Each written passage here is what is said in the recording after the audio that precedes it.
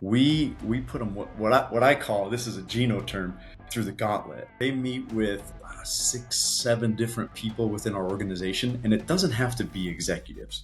It could be an executive, but it could be also another person in their same role. My team consists of the West, and we call ourselves Team Tough. And what that stands for is trust, ownership, unity, gratefulness, and humility.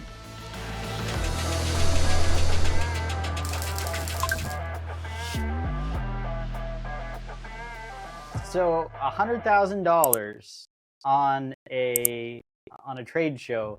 Yeah, I mean, I guess it's hard to know like what the marketing budget is, but that seems like a pretty sizable chunk of anybody's marketing budget. And I just think, in the digital marketing space, what could I do with that, right? Like even running Google ads, you probably could, I don't know, say you're doing $5 a click. How's that math work out? Is that 20,000 clicks? Yeah, and you're right. You're exactly right. Like, what do you spend?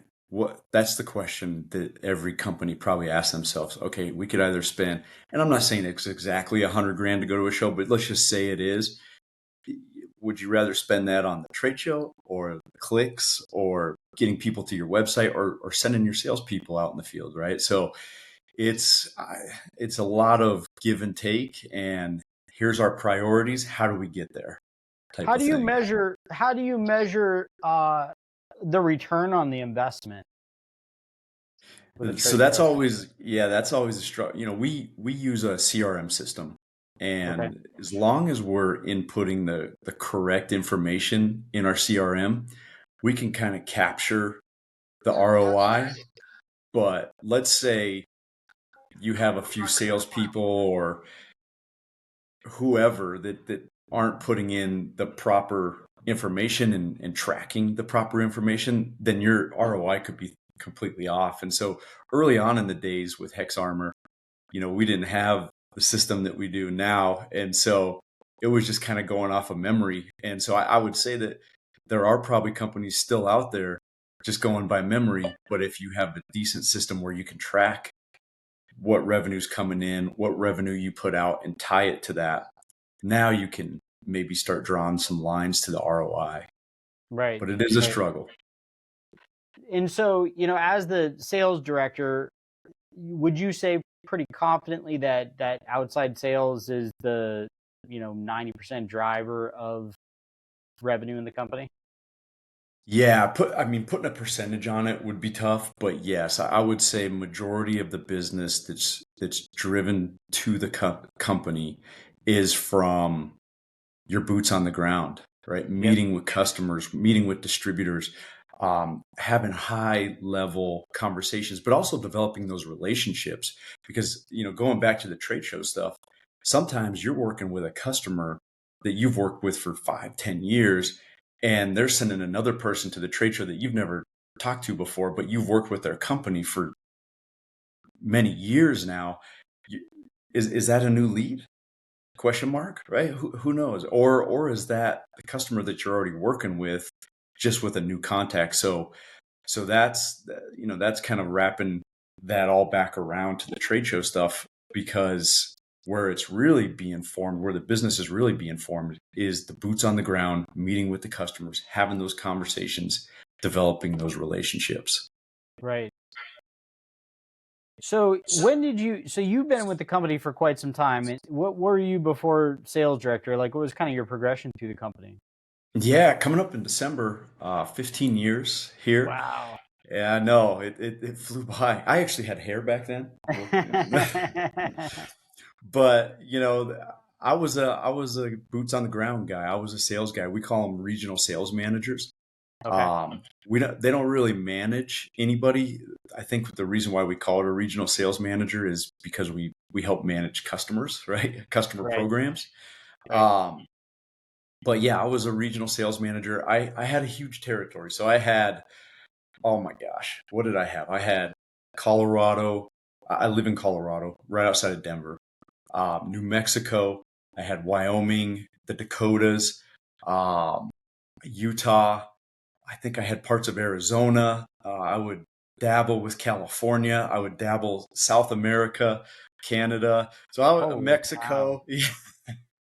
So I did all the above, And were and you just now you were driving all that distance, hitting flying, customers' flying and reps? driving. Yeah, Okay. flying and driving.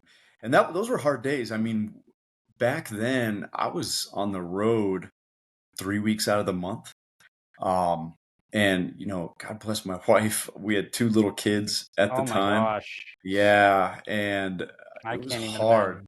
Yeah, it was hard. I mean, especially when I'd go to South Mexico, for example, I would be gone Monday to Friday, and then if I was going to South America, that was a 2 week trip. So, um, my wife is she's tough. She is tough because I'd get home and I'd try to do my best. I'd take the kids and give her some rest because she had them all week. So Yeah.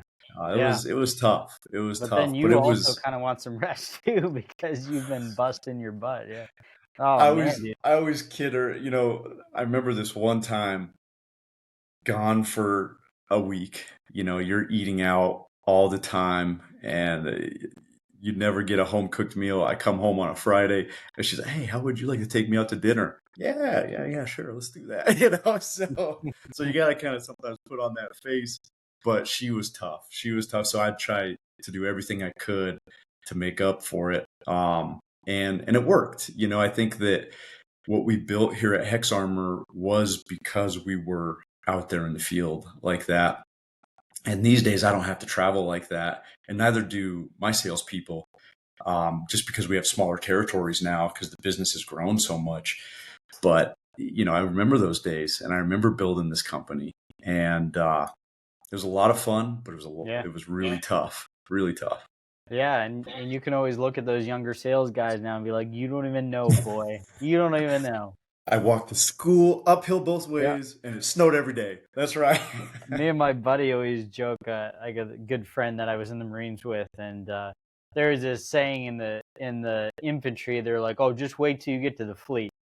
And so they'll say that to you when you're in boot camp. They'll say that to you when you're in the school of infantry, and then you get to Yeah. the school of, and you just keep saying it. Like, you just wait. You don't even know how hard it could be. Just wait till you get Oh overseas. Just wait yeah. till you. And it's like you're never anything because there's always somebody that had more of a tough experience than you. Always, always, and I would be lying to you if I said that we didn't do that here too, right? You're Yeah. always trying to make things look harder than they really were, but also, the sales guys that carry the bag today was a completely different bag than what I carried. They have not only gloves, which that was the only product line that we had at the time, but they have gloves now. They have eyewear. They have helmets. They have boots. So it's completely different. And sometimes in a lot of ways it's more difficult now. Right. Yeah, because I mean, having a competitive advantage with one item is a lot different than having a competitive advantage with all of them. But with the gloves, for example, what makes someone say to themselves, "I'm going to get into the glove market and differentiate myself and be successful"? Like, how does that come about? Oh, that's a great question. So I was actually recruited here by our recruiter at the time. I was working at another company in the safety space prior to here.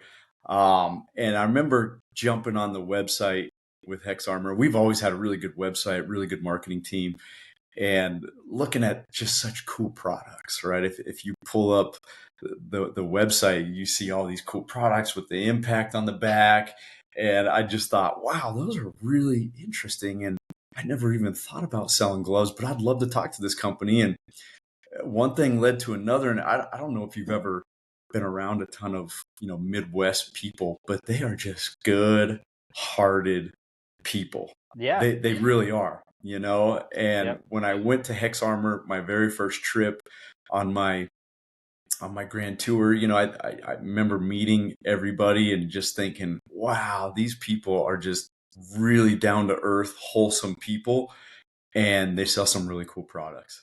And so that's kind of what led me here. And 15 years later, it's been great. It's been wonderful. Yep. Yeah, I pulled up the screen here with some some of the Yeah, I glove products. see it. Wow, quite the variety. Yeah. Yeah, it's funny. I don't even know how many different styles of gloves we make these days, but when I first started, we might have had, I don't know, maybe 20 products that we sold. Yeah. And now you can see we probably make 300 different styles of gloves. So, and what's nice about that is going back to your original question, does the ROI happen in the field? And you can just look at our products, and the answer is yes. All those products on our website we built with end users. We don't sell direct, but we solve direct. We sell through distribution, but all those products we've built hand in hand with customers in mind and industries in mind, and that's what built our company. Right. Yeah, and I mean, having a great product, I mean, certainly makes your job a little bit easier as a salesperson. Well, I mean, personally, I can't imagine selling a product I thought sucked, Right, but right. no, you have a great product. So when it comes to the actual, I guess what I want to kind of get into is because there's a lot of manufacturers out there that have a sales team or are trying to build a sales team. What advice do you have for those guys? You know, let's just picture somebody that wants to assemble their first sales team. How do you go about doing that? Yeah, yeah, and it's harder said than done, right? So I think that what you aim for is hiring the right people. I think that experience is okay and that kind of thing. But I think if they fit into your mold of what you're trying to build, you can teach them anything you want. You can teach them the product. You can teach them the industries. You can teach them the applications. You can teach them your process.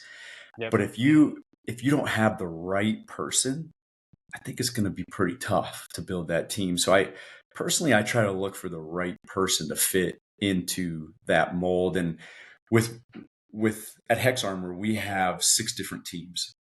My team consists of the West, and we call ourselves Team Tough. And what that stands for is trust, ownership, unity, gratefulness, and humility. And so, if you can kind of fit into that mold, we can teach you anything here. And as far as making mistakes, good. Go make some mistakes. We're Right. gonna fix them. I think that a lot of young salespeople and even veterans sometimes might be a little too afraid to make a mistake. I say go make that mistake. We'll figure it out. As long as you don't, right? As long as you don't kill somebody, we can fix just about anything. But Right. it might take you some money, right? It might take us some money to fix those mistakes, and it might take us some time. But eventually, we're going to fix those mistakes. So just go have fun, go be yourself, and being yourself as a leader is finding that right person. Right. Yeah, and I like how the first letter is trust. I mean, because in my opinion, it's a matter of trusting that someone is going to do what they say they're going to do and not lie. There's nothing I hate worse than lying. I mean, it's Mm, just I think it's the epitome of all evil sins. yeah, Because really, if you're going to lie about something, that basically means that you're going to continue to make the same mistake because you're not taking responsibility for it. yep, absolutely. I think trust being that first letter, we did that on purpose because without trust, what do you have? And it doesn't just go for the salesperson, that goes for me too. If they can't trust me, if they can't trust what I'm saying, then that's my fault. That's completely my fault. Right. So my brand has to be good in order for them to follow what I'm doing. So if they see me in front of a customer lying out my teeth or talking to my company and lying out my teeth, well, they're probably going to follow that too. So you as the leader, me, I have to live that life too, you Right. know. So yeah, so we want to make sure that trust is the absolute forefront of our team. Yeah, I can see how that would be the most important thing.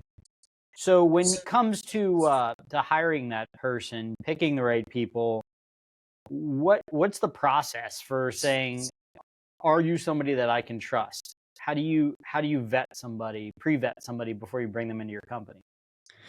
Yeah, here it's a little unique, and I like our process. It's a grueling process for sure, but we put them what I call, this is a Geno term, through the gauntlet. And Yeah. what it starts out with is maybe we find the right candidate through LinkedIn, or they fill out a application online to us. However they come to us, that's the first part. So that's usually done with one of our HR people who do a fabulous job at trying to figure out if that person's going to fit not only in our company, but in our team as well. So once they get past that, then they would come to a manager, right? Like myself, or maybe even the VP of sales. They would kind of vet them out as well. So there's probably 3 conversations that happen before we send them to GR, to Grand Rapids, Michigan, where our headquarters is, to Okay. go through the gauntlet. And Okay. so the gauntlet, they meet with 6, 7 different people within our organization. And it doesn't have to be executives. It could be an executive, but it could be also another person in their same role, right? It could be maybe even an inside sales person. So we make sure that they go through a series of conversations / interviews with these different people within our organization. And as long as they're check mark, yep, that person checks out. I really liked what they said here and there. Then we start looking at them to really become a part of our family. And when they become a part of our family, we know that it wasn't just one person that said yes, it was multiple. And I so see. that's what I call the gauntlet, but it works. It works. And actually a lot of my salespeople, almost all of them except for one, come from the inside sales role. So they are, some of them came in as intern students for us. Okay. So they were intern students. They worked their way up through the rank. They got into the sales department. They kind of worked through there. And then I relocated them all across the West. So it's kind of Wow. a special system that I've been given that's kind of worked for me. Yeah, I like the gauntlet. I like this idea a lot because I think not only are you getting a lot of eyes on, and you're going to have a lot of people's gut. Do you like this person? Do you not like this person? But you also have a team of people that are invested in the success of that person Yeah. in sort of a mentorship capacity, even. Yeah, and here at HexArmor, we try to do a lot of things as a team. And so if someone doesn't work out, you're not pointing fingers at that manager that hired that person. It's more like, hey, we had a miss, not you had a miss type of Right. thing. Right. Yeah. And if other way around, if they're successful, hey, we had a successful candidate join us, not you had a successful candidate. And that Yeah. makes it a lot of fun. Yeah. So, is it okay? So when you go through this gauntlet, you have 6 or 7 people that are going to interview this person. Do you have kind of like a predetermined question list that you give each one, or does each one just kind of do whatever they want to do and ask whatever they want to ask? We do. We try to get on the same page of what each person is going to ask this person. Okay. But in the initial phase, they take a personality test, and so Okay. that Okay. kind of shows us. And it's not perfect, right? No personality test is Is that perfect. like a disc But assessment or yeah, I'm losing a blank on which one we use, but and one of Myers my company, Briggs? yeah, that we used to use that one. Oh, geez. I'll think of it and I'll let you know. Okay, I'm But just curious. it's a series of questions that they go through on the computer. And like I said, it's not a perfect deal, but it gives us a decent readout of where we can start. So maybe it'll say like, hey, this person has trouble with commitment, or Right. this person has trouble with having hard conversations with customers. So then we try to tailor our questions around what that test says of where their weaknesses is and where their strengths are. We try to ask questions around those, and then we kind of all get together as a group, have a powwow, and say, "Yeah, let's do it," or "No, let's not do it." Yeah. Yeah, I like the team approach. Yeah, in a lot of companies, it usually is just 1 or 2 people that are going to interview that individual, but I like that concept. So, I would assume the results or, the proof is in the pudding. Like, you guys have pretty good retention. Like, how do you brag about that? Yeah, so my team has really, really good retention, and like I said, it kind of is because of that farm system that I adapted to, but growing them up through the ranks and then sending them out to the field to do their thing. So my team has a great retention rate, and so do other teams. But like I said, we just try to find the right people. And believe me, in my 15 years here, I definitely have encountered where we haven't found the right person, and not that they were bad people or anything. It's just they just didn't fit in here, right? And we ask a lot of our salespeople, probably more than most companies, but the right candidate would be okay with that. And asking them to do a lot, that means that the leader has to do a lot too, right? We can't ask them to do something that we wouldn't do. So that's kind of the process. So when you say you ask them to do a lot, kind of what are the metrics you're trying to get them to hit, other than obviously revenue is important for every company, but do you say, I want you to do 20 cold calls a day, I want you to do 20 site visits a week? Like, how do you kind of measure the productivity of that? Yeah, so it is a little different here because most sales companies will put a metric like that in place, right? But how we approach it is your performance is tied to your revenue, right? Your growth percentages, and those are drastic. I mean, we have huge growth goals here, and we've hit them every year.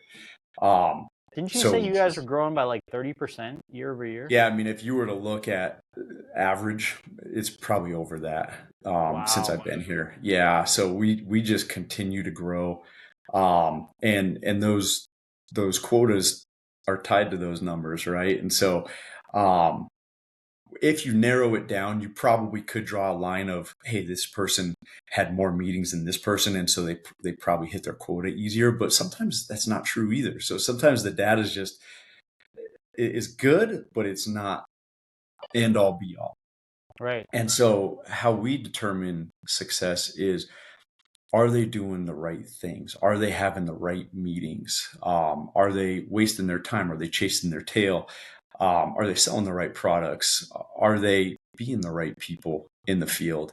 And so that's on us, right? That's on the directors. We kind of help with that. If we see somebody that maybe isn't talking to the right customers, maybe they're not trip planning properly, right? They're getting on an airplane and they're flying somewhere and they have one meeting. Well, that's probably not going to do it, Right. So are they scheduling the right meetings? Are they having the right conversations? Are they developing the trust that they need to within their customer base? So it's a lot of that, right? As opposed to, hey, you didn't hit your 15 meetings this week, and we've tried that. We've definitely tried that in the past. Personally, I was not a huge fan of that. I think that anybody can botch a system like that. Right. If you want to show that you're making 300 calls a month, I promise you could probably show that. But are they the calls that you should be making? Sometimes no, you know. So here I do pride myself in not really looking at those type of things and just looking at the activity. And it's harder to do that because now I have to travel with my guys to make sure that they're doing the right things and they're reporting the right stuff back. But again, it comes back to hiring the right person. If you can trust them, the number one thing here, if you can trust them in the field, then they're probably going to do the right things. Right. Can you give me an example of a salesperson? Because I want to just wrap my head like a little more tightly around what it means to do the right things and have the right people, etc. So you went on a trip with a sales guy that planned out the right trip, made the right contacts, did the right things. Like, what did that look like exactly? Oh yeah. Yep. So I guess it just depends on the territory and the situation, but I'll give you an example. I was just in Northern California with one of my guys. He's brand spanking new as a field guy. He kind of grew up through the ranks, right? So he knows our process and that kind of thing. And he completely dialed this trip in. I mean, I was so dang proud of him. And he's a young guy, he's trying to do the right things. And almost every company that we met with, they're saying, oh, we love Bennett. Bennett is on top of it. Bennett responds back to us at any point, right?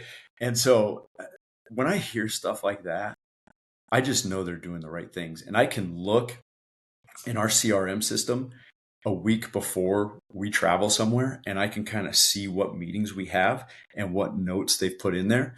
And depending on what they put in the pre-meeting notes, I know that they've done their homework or they haven't, and that's a big portion of what we do is trip planning, is really being dialed in for these meetings and making sure that we're going to cover the things that we need to cover in order to determine if we can really help this customer out or not. Right. So, I think a lot of salespeople, when a director or somebody like that goes in the field with them, they really try to pack their schedule in, right? Oh, I need 5 meetings a day because my boss is coming into town, this and that. First of all, if someone that reports to me is calling me their boss, I've probably done something wrong. Right? I want to be more than a boss. I don't want to be a boss. A boss doesn't know what's going on, but a leader, they know what's going on. They know what kind of relationships are needed in the field, and they've done the job before too. So if my leader's coming into town and I want to have 5 meetings a day, but there's 2-hour drive time, we're probably not going to get to every meeting. So this particular salesperson did a great job at knowing exactly where we're going to be within the state, what the distance of travel is, if we're going to hit traffic, this meeting might go a little over because we're getting a tour, blah, blah, blah, right? They had this dialed in, and I was very, very pleased. I bet you you guys are, especially younger guys are using ChatGPT or some AI LLMs to do that. Be like, hey, here's what my goal is, and give me drive time and like organize my schedule, right? Like there's probably some of that yeah. These young cats, they know how to do their research prior to going in the field and meet with these customers. You, like you said, you have this Chat GBT AI system. You have different ways to navigate around the city already. So yeah, these guys, back in the day when I was younger trying to do this, we had cell phones and all, but we didn't have all that technology. So sometimes you're trying to get to a place and you have the directions printed out, right? Because it wasn't on your phone at the time, but you had the directions printed out, and now you're stuck in traffic, so you're going to be late and that kind of thing. I remember my boss, when I first started, telling me that when he was in sales, he used to have to carry around quarters with him, and they would have to go hit a payphone, plug in the quarters. Hey, I'm going to be 5 minutes late, this and that. So at least we didn't have to do that when we were younger, but yeah, these young cats these days, man, they are on it. They do their research, and I think that's just part of how they grew up. Yep. Yeah, and it's amazing like how this type of technology can empower us to be better salespeople even. You could even say, hey, you know what? I'm meeting with this guy, do some research on him. Tell me about what his interests are. Tell me, give me a compelling pitch that would, be appealing to him. And Absolutely. I still hesitate to do this stuff because like I am a very natural, organic type person. Like I'm old school. I'm only 41, but I'm as old school as they come. My team makes fun of me. They're using Monday and Slack and this and that. Nate won't use any of this stuff. I hear him just setting up the new technology. Like, yeah, our owner will never use this. Oh yeah. Oh and yeah. I'm like, you know what, guys? My job is interpersonal. I meet people, I talk to people, I create relationships, find out what their problems are, and solve them. And that stuff can make me better. But yeah, you're similar to me. They have these things. We could be doing this interview right now, right? And you could hit a record button and not chat GBT. Yeah, maybe it is related to chat GBT. It'll send you a printout of the meeting notes and the next step. It's incredible. Yep. I don't love using that with my team just because I don't want them to think that, hey, I'm recording us because I'm not cool. I'm not educated enough to take notes myself or whatever it may be. But I think that we have used that in the past, and we do it at a corporate level, and it does help. But I'm like you. I don't use that for my team meetings. It's just not me. Yeah. Yeah, and when you're doing a lot, if you have 5, 6 sales calls in a day, you're going to be way more engaged with each one of those conversations if they're virtual. If you're not sitting there trying to like take notes and think about what to write down. So Yeah. it's really cool to be able to review that. But then there's also the aspect of then you move into the proposal phase, and you're like, I could swear we were talking about this or Yeah. that, whatever. Oh no, I go back and I know exactly what we talked about. And That's the so benefit for sure. it's been a pretty invaluable tool for me, especially like with the podcast where I'm doing, you know, a significant number of pre-interviews every week. Yeah. I can go back and review my notes before the podcast and know Yeah. exactly what topics we want to talk about. So it's cool. Exactly. Exactly. Yeah. There's definitely benefits to it. So you guys, so when you're out in the field, you said you work through a distribution model. So are you meeting with the distributors, or are you meeting with end user companies that could use your products? Yeah, great question. It's both, but so our distribution partners, they're our partners, right? They help us to navigate the waters. They process our orders. They're our partners. And with the end user side, our products are a little different than what are in the field. So who better to explain those products than ourselves? So most of the time, we are working at the end user level because I see. not only to explain the products, but also maybe there's a product that we don't have that we could build, Right. but who better else to tell us than the end user Right. of what they Right. need and why they need it. So a lot of our time is spent at the end user level. And you just have to be careful with that, right? Because you wouldn't want your business partners, i.e., the distributors, to think that you're selling direct, because we're not, Hmm. but we're trying to solve direct. Right. No, and they've got to be thankful for that. I mean, because you're making sales for them. Um, Yeah. Yeah. there's probably a lot of OEMs that are going to throw their product into a distributor's warehouse, and the distributor, it's, well, it's on you guys, go sell it. Yeah. Yeah. And, we could sit there in a distributor office all day and talk about what products are going to work and what products are not going to work. But how the heck do we know that? We don't, Hmm. right? The end users will tell us if that's correct or not. And it's funny because a lot of times, sometimes end users will say, "Hey, what's your best grip? Show us what your best grip is." And my answer to that is actually, I was going to ask you what our best grip is because I don't know, right? You guys do the job every day. Let's try these 3 grips, and then you guys tell us which best fits your applications. So it's the same way, right? I could sit inside a distributor office and say, "This is the best grip ever, and they're never going to lose their grip on something like that." How do I know that? I don't. You know. Mm. So when you go meet with a company, are you meeting with like a CSO, or like what's a good meeting for you? With the end user, you mean? Yeah. Um, it depends on the industry. A lot of times we do meet with safety managers because we're working with this company for a reason. Maybe they have injuries that they're trying to reduce and or eliminate. And so that the person that would have that data would be the safety manager. Hmm. So let's say they have cut injuries. Okay, great. What kind of gloves are you guys using right now? Oh, we're using, this glove over here. It's an A2, blah, blah, blah. Hmm. Well, after we look at their applications, maybe we come to the conclusion that an A6 is probably what they should be using.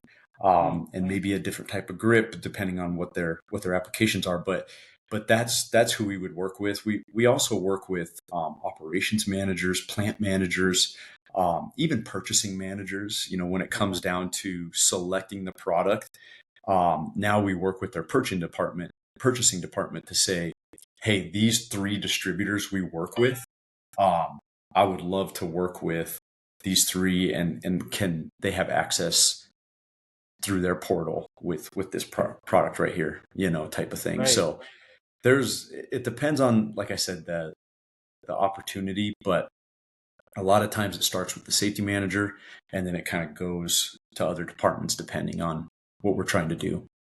Gotcha. Okay. Yeah, because I have some people that I work with that have safety related products, and they're kind of a new a new venture. Actually, a really interesting company. I might as well give them a plug. But their company's called Safety Support. They came across this problem through a guy that had a warehouse door, overhead door. The spring broke and dropped, Oh no. and somebody almost got injured. Fortunately, nobody got injured in this scenario. But he's like, we need to figure out how we're going to prevent this in the future. And so they Yeah. looked at the market, and there isn't a lot of products out there, and a lot of them aren't great products. Like, for example, there's ones that mount to the track, which it can only sustain so much weight, right? Because it's on a sheet metal track. When you got a 1,000-pound door dropping, like it could break. And then you got ones that'll like there's different models, but anyways, they designed this floor to door system that basically, as soon as the door goes up, it swings into place either automatically or manually, depending on the model that you get. And that door is never, ever, ever going to fall on somebody. And so it's super cool. They're doing a great job. We've been doing all their marketing for them. They don't have much of a outside sales team, so it's all, we're doing everything digital. And so it's really interesting for me to learn about kind of what the process is for you guys to go out and promote your products.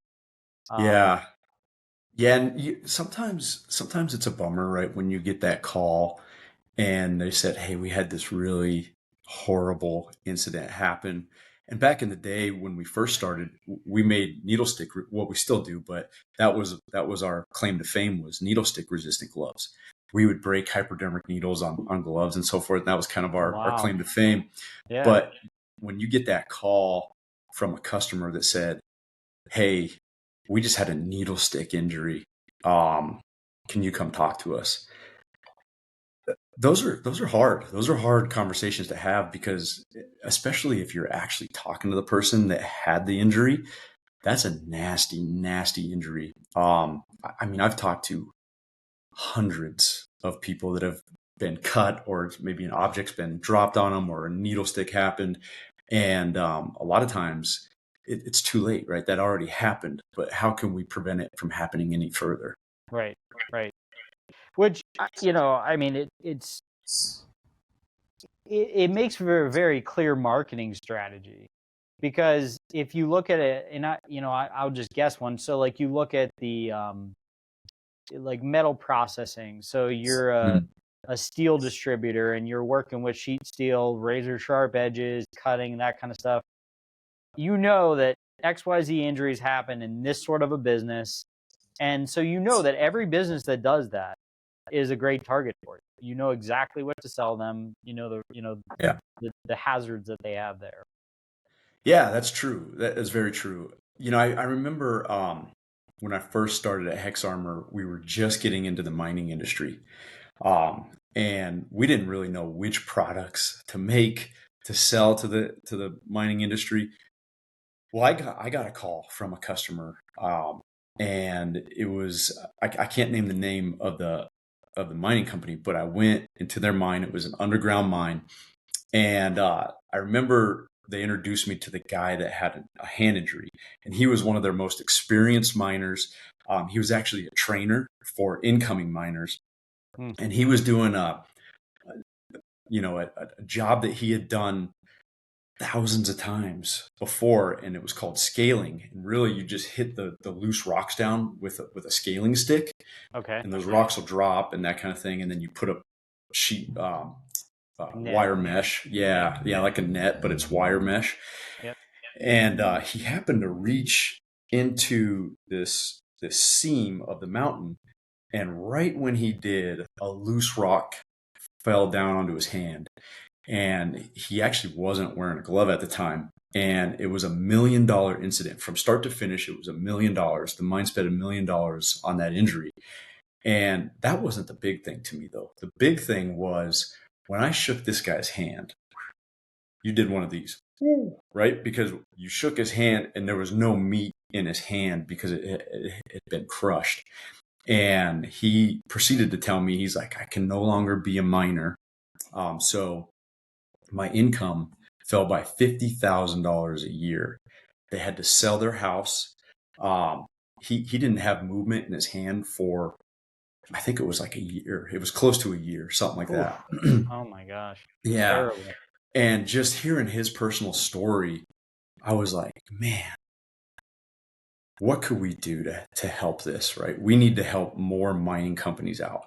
So that was my mission. I was going to go into this mine and I wanted to do their job. So I signed a whole deal for one day. I did their job, and we ended up coming out with a lot of different products that Yeah. kind of help with other other mining companies with the exact same applications. And so kind of to what you said, once you get to know that industry, now you can kind of make determinations of what's going to work with those type of companies in those type of applications. And Right.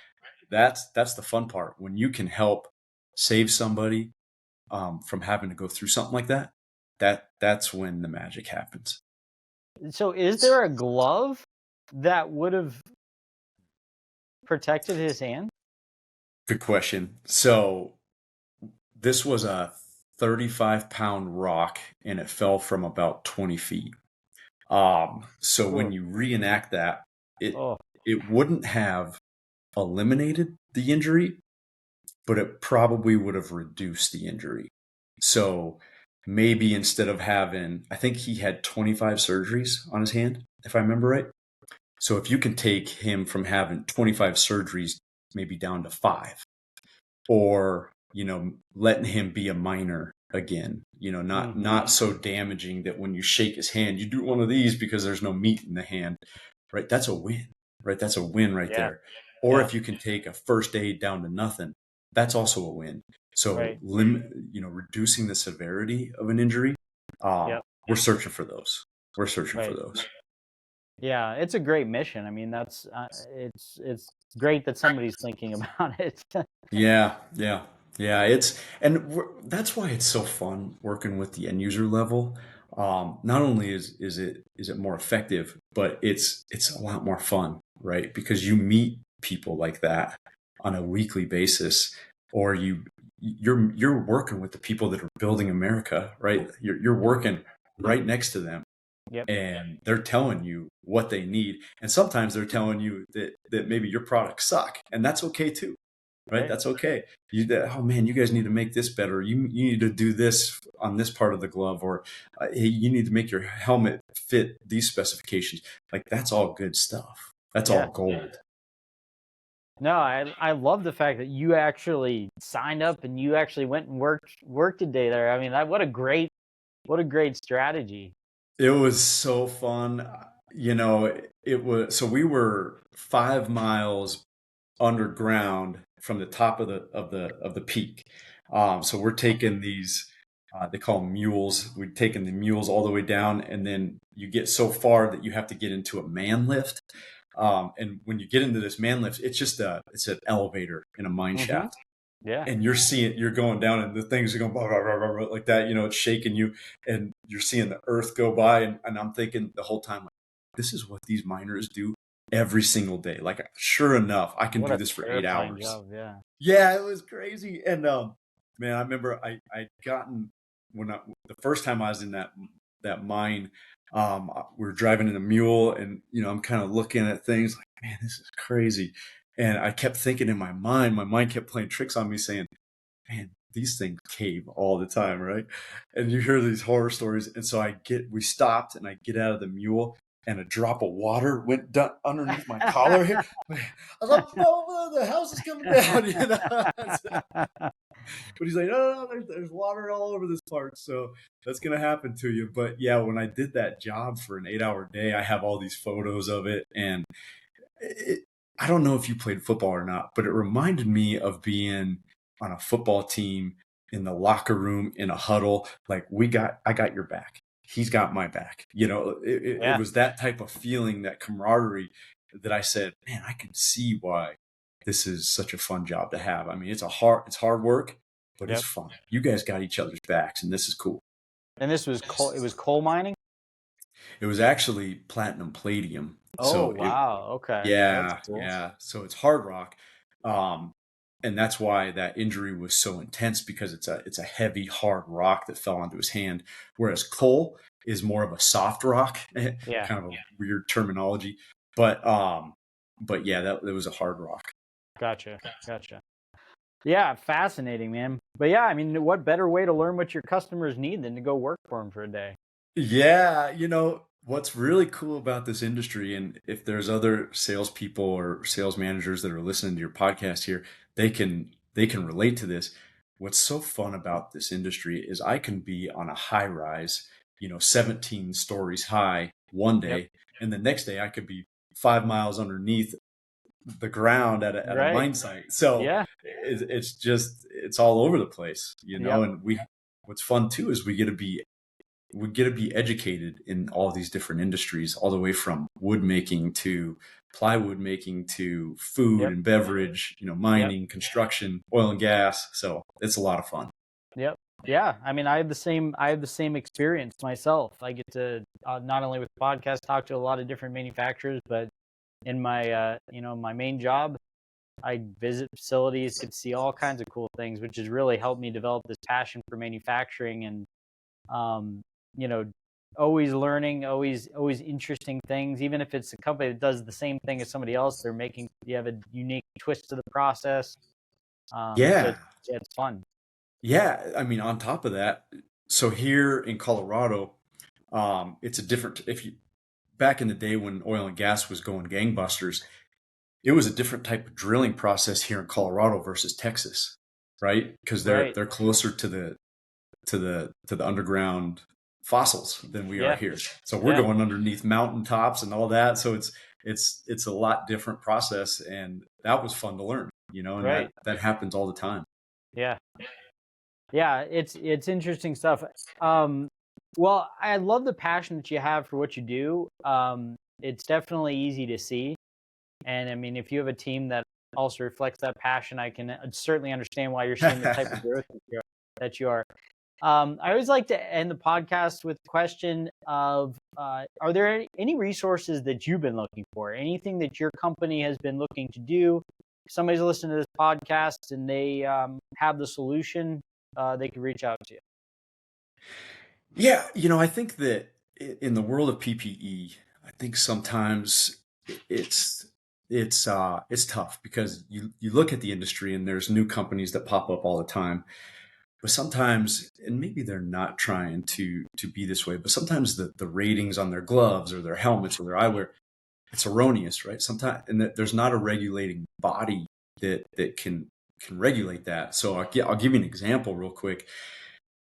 We recently ran into a hand injury, and the customer calls us there, and it wasn't with our product; it was with a competitor product. And we're doing the research. All of a sudden, we figure out that on the glove packaging, it says it's an A6.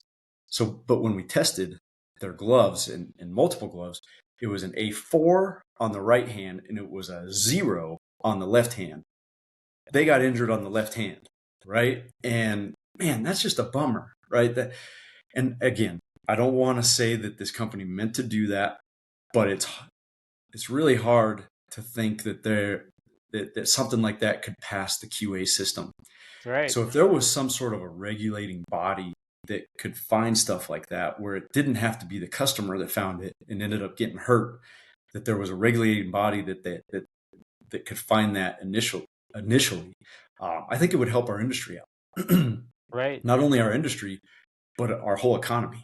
And so, like I said, I there's a don't know. lot of More regulating bodies can be a hard sell to. it would be tough. It would be right now it's the companies, right? It's HexArmor running into this situation, and then we call those companies out. We give them a call and say, "Hey man, you're making a product that's not right." And I guess that's working up to a point, but man, if we could help somehow dial that in sooner rather than later, that would be nice. That would be Yeah. nice. But a Very tough nice. ask. I know that. Yeah. That's a Tough tough ask. ask. Yeah, I have a lot of guys I've talked to that have not so good things to say about the existing regulatory OSHA OSHA people. Just a Yeah. lot of crazy stuff, man. Yeah. In common sense, regulation is great, and if Yes. it's if you're in a high risk industry, and you've got a significant number of these types of injuries happening there every year, then yeah, you should be able to say this is the type of PPE you need to be wearing for it. But then you've got these guys coming in and giving you a $15,000 fine because there's not Yeah. this sign hanging on your wall or something like that. It's like, come on. Yeah.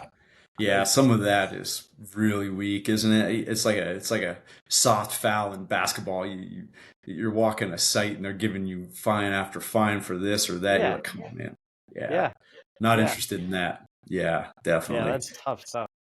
But well, hey, I really appreciate your time today, Geno. Loved everything you have to say. I'm sure there's a lot more we could chat about, but we're out of time. But I Yeah, enjoyed meeting you, and I really I love your leadership approach. I can tell that you're a person that really cares about the guys that are working under you and has a passion for what he's doing. So it's always great to see. thank you, Nate. It's been a blast, brother, and I hope we can talk again soon. All right, yes, we'll hang out for a second. Okay, sounds good.